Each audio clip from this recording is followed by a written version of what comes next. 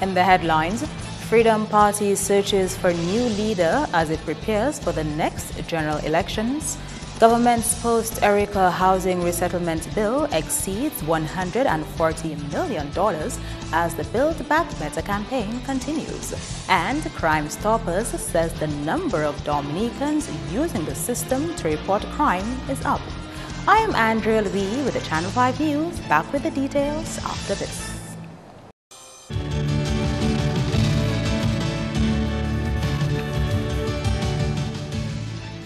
Thank you for staying with us. First up, the Dominica Freedom Party could have a new man at the helm as it reorganizes to prepare for the next constitutionally due general elections. Businessman Michael Astafan is the interim leader of the political party. He told Channel 5 News its delegates' convention is scheduled for June and the leadership of the party is up for grabs.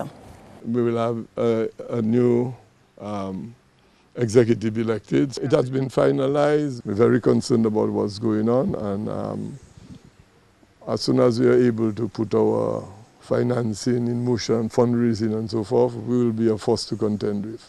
I will be part and parcel in the front of the Freedom Party, okay? I may not be the leader, and I don't think the leader was designed for one person. You see, I seen some political parties, they only have one. It's a democracy. Whatever happens, I am going to support it. The party has formed a new Young Freedom Party movement, which Astafan says he is very impressed with. They meet every 2 weeks, and you know we're making some progress with the young persons, and very impressive.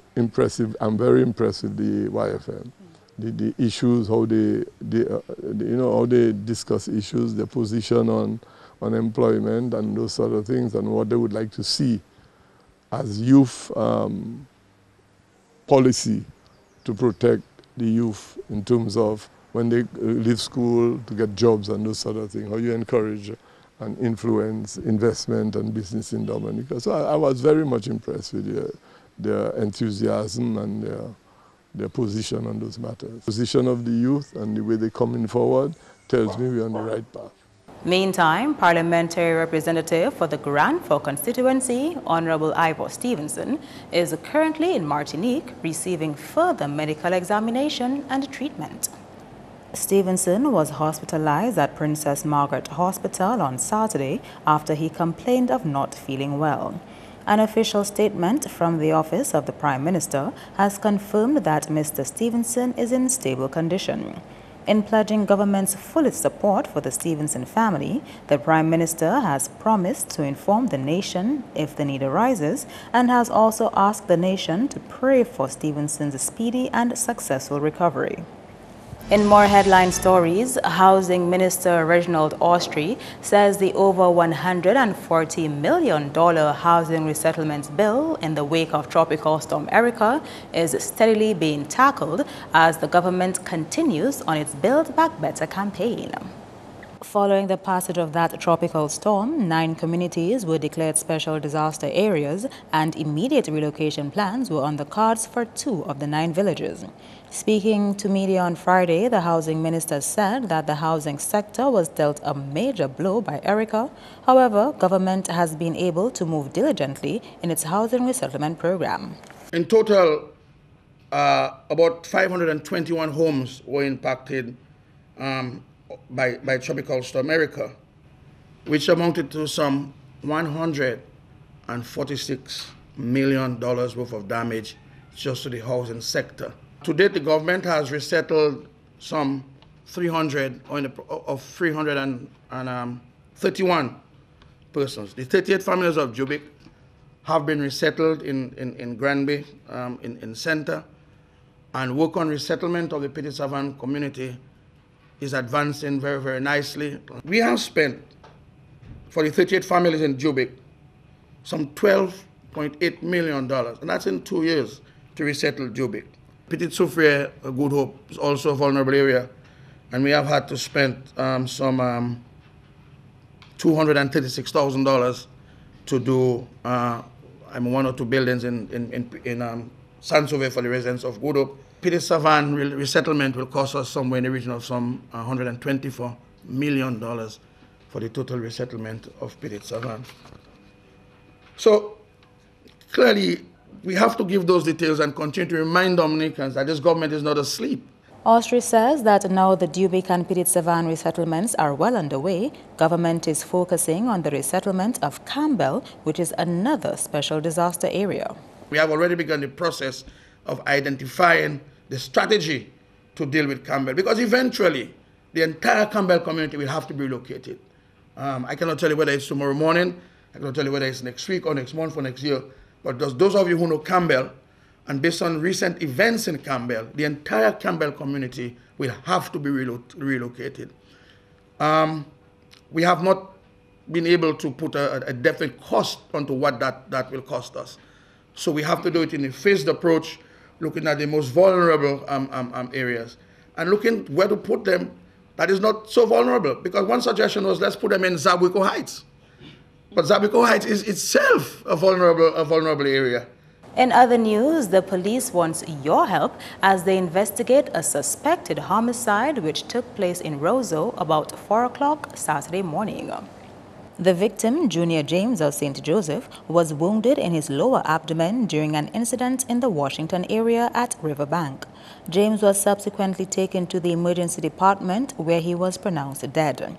If you have any information which may be of help to the police as they investigate this matter, please call the CID at 266-5164, 266-5165 and 266-5119. Or you can call Crime Stoppers Dominica at 1-800-8477. Police are also reporting a suspected drowning of 37-year-old Denny Louis of St. Joseph and the death of Derek James of Newtown. More people are reporting crimes in Dominica through Crime Stoppers as an increase in reports was recorded last year. Chairman of Crime Stoppers Dominica, Stuart Paris, reminded a Crime Stoppers fundraising cocktail on Saturday evening that the organization is separate from the police. We at Crime Stoppers are encouraged, though, by the growing support we are receiving from the community based on a progressive increase in reports received from members of the community. The call center in Canada, which handles the anonymous calls on behalf of Crime Stoppers, reported that there was a 54% increase in anonymous calls to the call center in 2016 over that received in 2015. The calls turn out to be, many of them, to be valid tips. We have also been encouraged by the award by Crime Stoppers International of the Gary Murphy Global Vision Award 2016 to Crime Stoppers Dominica for the progress we have made with the work that we are doing in Dominica at this level. Paris is encouraging the public that all crimes, including white-collar crimes, can also be reported to the organization. White-collar crime refers to financially motivated, non-violent crime committed by business and government professionals. Any crime, white collar, black collar, blue collar, yellow collar, any crime, anybody. Our intentional objective is to suppress, prevent, and solve all forms of crime in our society. So when the call goes to the Overseas Center promptly informs the Criminal Investigation Department of Dominica that they have the information and they will give it to the police, and we trust that the police will move swiftly and promptly to do their work. The business community and media were also awarded at the ceremony for their support to Crime Stoppers Dominica. Marpin was among the companies awarded as a media partner, while Flow Dominica was among the gold sponsors recognized at the ceremony. Meantime, coordinator of the Leve Dominique campaign, Khadija Moore, used the Crime Stoppers platform to announce plans to expand their mission. Moore and Delroy Williams launched Leve Dominique last November, giving victims of sexual abuse an avenue to tell their stories via the internet without releasing their identities. The Bureau of Gender Affairs, Dominica National Council of Women and Crime Stoppers Dominica are among the organizations which have partnered with Leve Dominique. At present, Leve Dominique is looking to create a formal online space to document these stories. Some of those have already been documented through EmbraceDominica.com, managed by Yuri A. Jones. Also, the coordinators, assisted by the dynamic Leve Dominique Task Force, are in the planning stages of establishing Leve Dominique as a foundation, inclusive of a youth club, formal outreach programs for survivors. Through our actions and campaigns, we simply hope to increase public awareness on the ills of gender-based violence and curb unbecoming behavior, attitudes, and actions. We also hope to gain more formal support for initiatives that tackle societal ills. Coming up, a beach lime turns deadly in Salisbury and progress on a climate resilience pilot program.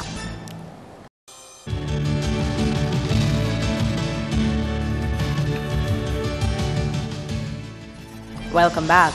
When Ron Garth Jolly goes to court on the 3rd of July, he will not be facing a murder charge. On Monday, the prosecution withdrew the charge of murder against Jolly and instituted a charge of manslaughter instead. This comes less than a week after Jolly was formally charged with the murder of Kent Albert Lewis of Point Michelle. The manslaughter charge was read to Jolly, but he was not required to enter a plea. Bail was set at $50,000 EC. As is customary in such cases, a number of bail conditions have been imposed. The matter is set for hearing on 3rd July 2017. Jolly is represented by Wayne Norde and Kondwani Williams. In this tragic story, a beach lime to Salisbury on Saturday did not end well for Denny Louis of St. Joseph when he encountered difficulty while swimming. Police say they are investigating a suspected drowning. Louis was among a group of friends on the beach when he noticed the boat which he had traveled in to Salisbury drifting away since it was not properly anchored. Louis, according to an eyewitness, went into the water to try to recover it. From where they stood on the beach, the eyewitness recounted they did not observe Louis was in distress. However, after a friend subsequently jumped into the water to assist with recovering the boat, he came across Louis' body. An eyewitness recalled Louis' friend performing CPR on him. He was subsequently transported to the health center by ambulance. Police say the incident occurred about 4:30 p.m. on Saturday. In more major news, Dominica's pilot program on climate resilience is said to be making progress, though there is still a lot more work to be done. The Disaster Vulnerability Reduction Project, DVRP, was implemented in September 2014 with 5 core indicators to help mainstream climate resilient efforts into national planning and development. Monitoring and evaluation specialist with the DVRP, Nadette Langford, says despite the steady progress over the years, some areas need to be addressed to see better implementation of the project. Overall, if we were to analyze the data presented, the country has been showing steady progress over the past 3 years in integrating and mainstreaming climate resilience into national planning and development. In terms of the way forward, we have identified some of the key areas that needs to be addressed. For example, development and adoption of sector plans, embedding climate resilience strategies. Secondly, capacity building in resilience planning to include climate risk screening. In terms of core indicator 2, the capacity building in monitoring and evaluation for key partners in terms of they collecting the data, using the right instruments to collect the data and so forth. To adopt an evidence-based approach to monitoring resilience within the sectors. And lastly, to identify and implement sector incentives and/or legislative policies in the context of climate resilience. Meantime, Permanent Secretary in the Ministry of Environment, Davis Later, says the implementation of the DVRP is in keeping with the global community's move to combat the effects of climate change. At this critical juncture in our development as a country and a people, it is necessary to transform the term climate resilience from planning into a call to action. For the past few years, every citizen at home or abroad can attest to the damages and loss caused by climate change impacts, whether as a farmer, a business professional, an engineer, or a proprietor. As a matter of fact, climate change has been described as the greatest development challenge for us in the 21st century, thereby compelling the international community to embed resilience from a development perspective as opposed to just an environmental concern. And to the courts now, where the state has lodged a formal appeal with the Court of Appeal in a matter involving former Postmaster General Claire Serafin Wallace and prominent Dominican senior lawyer Michael E. Bruni. This after Wallace was slapped with 10 criminal charges dating back almost 10 years ago. But after hearing the evidence, she was found guilty on 4 of the 10 charges. Claire Serafin Wallace was fined a total of EC $1,900 to be paid by April 30th, 2017, or in default, she would go to jail for 9 months. Some of the charges included detaining and delaying postal letters, delaying printed matter sent by post, and willfully detaining or suffering to be detained several postal letters. Claire Serafin Wallace has since been transferred from the post of Postmaster General. That's news. Your sports highlights next with Kenny Williams.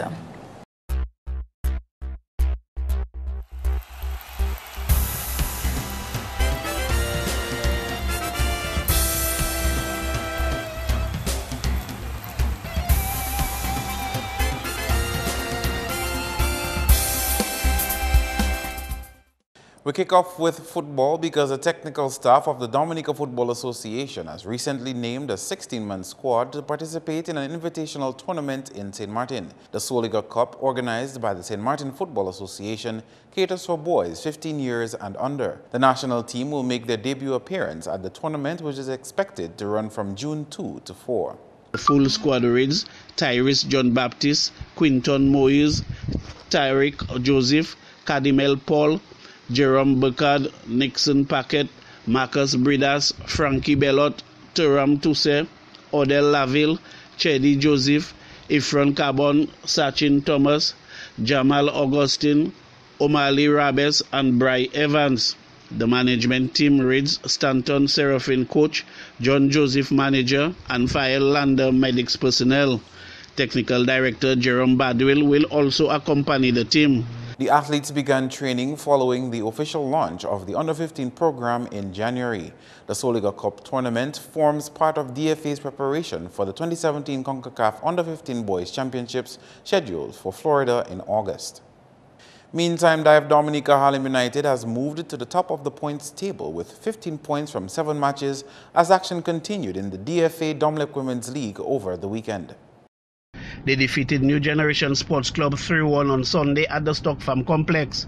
Kimara Sabroch found the back of the nets twice for Harlem, with Naima Africa scoring 1. New Generation's goal came via an own goal. Kimara Sabroch was named player of the match. Meanwhile, Star Humphrey registered a beaver trick as West Coast Jaguars defeated Bomber Starlights 4-0 on Saturday at the Benjamin Park to record their first ever win in the league. Star Humphrey was named a player of the match. In other football news, Tafarai Eli of Rachel's Point Michel Football Club has been handed a 12-month suspended sentence effective the first day of the 2017-2018 season by the Disciplinary Committee of the Dominica Football Association for breaching Article 48 of the 2010 DFA revised the rules and regulations, which states that a player or official who openly incites violence will be sanctioned with match suspension for no less than 12 months, end of quote. Mr. Eli was further informed that any breach of the rules and regulations in the 2017-2018 season, the said suspended ban will be lifted and take effect forthwith without any further hearing. On the basketball scene, there were wins for Detroit Blazers in the Premier and Division I leagues, as well as E.H. Charles crossover and Algin Pizza Hoyas under 17 in action from the 2017 Flow DABA League over the weekend. Over at Portsmouth, Hoyas under 17 edged out Posse Vibration Lightning 66-61. Top scorers for Hoyas, we had Felix Laurent 27 points, Alexon Thomas 13 and Jaquan Hamilton 12. For Lightning, Joshua Lestrade contributed 18 points, Dante Xavier 15 and Coben Paul 8. Game 2 was postponed due to the weather. On Saturday, E.H. Charles crossover beat Thunderers 59-31. McCray Edwards came in with a solid 20 points for crossover, with much-needed assistance of 14 from Sergei Joseph and 10 from Kerwan David.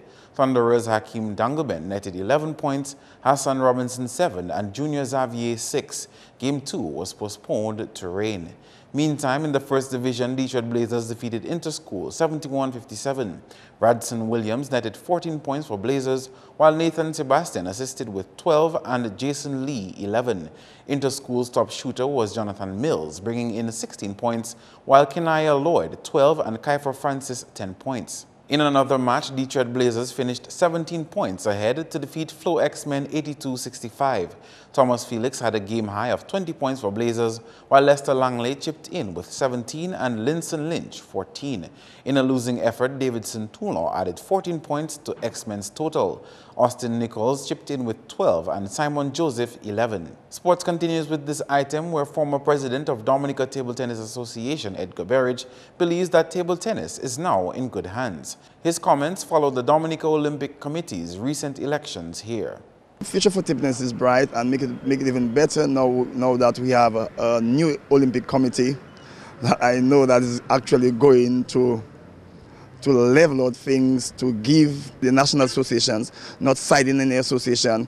I believe table tennis, the future for table tennis in Dominica is good, and I believe that the president right now of the Dominica Olympic Committee, he's a passionate sportsman, he loves sports, and I do see him siding on one sport over another, and I believe he's going to do his best and share out what is to be shared out for national associations. So table tennis, I know for sure, is going to get what it deserves.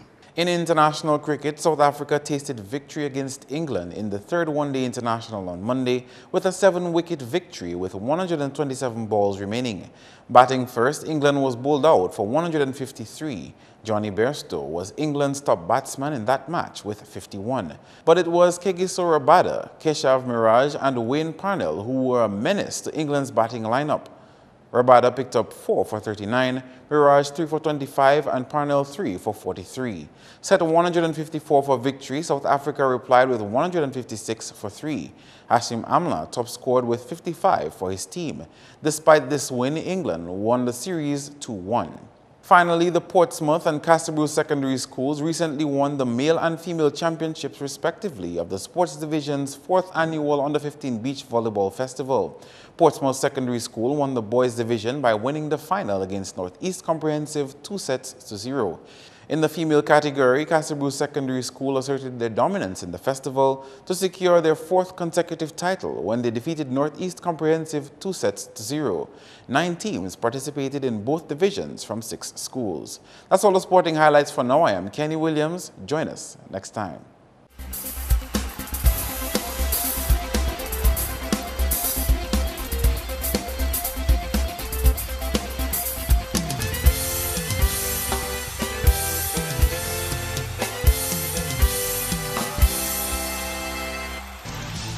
Stay tuned for the weather forecast. Good evening. Welcome to the weather report and forecast. I'm Viola Pascal. The infrared satellite imagery is showing some lingering multi-layered clouds across the area, and this is associated with a trough system that is currently affecting mainly the northern portion of the island chain. The visible satellite imagery is showing that Dominica experienced partly cloudy conditions during the afternoon and improvement from mostly cloudy conditions during the morning period. The radar imagery indicated a few scattered showers across the island chain during today. For tonight, expect partly cloudy to cloudy skies with a few scattered showers. It will also be hazy and breezy. Similar conditions can be expected tomorrow, with temperatures getting up to 33 degrees Celsius or 91 degrees Fahrenheit. The seas are expected to be moderate, with waves peaking near 7 feet. Small craft operators and seabathers should exercise caution. Over the next few days, a slight increase in cloudiness and shower activity can be expected on Wednesday and Thursday. Across the Caribbean, expect partly cloudy to cloudy skies with scattered showers, mainly across the northern portion of the island chain. For the international cities forecast, expect overcast skies in New York and London, partly cloudy skies in Miami, some thunder showers in Caracas, and partly cloudy skies with some showers in Beijing. The sun will rise at 5:33 a.m. and set at 6:32 p.m. For further information, call the weather hotline at 447-5555 or visit the website at weather.gov.dm. Thanks for viewing. Do have a good evening. To end the news, the headlines again. The Freedom Party searches for a new leader as it prepares for the next general elections. Government's post-Erica housing resettlement bill exceeds $140 million as the Build Back Better campaign continues. And Crime Stoppers says the number of Dominicans using the system to report crime is up. Feel free to contact us at news@MarpinNewsMonday29thMay2k17. You can also access our past newscasts on our YouTube channel. On behalf of the entire production team, I am Andrea Louis, and to all of our viewers around the world, thank you so much for watching. Join us tomorrow.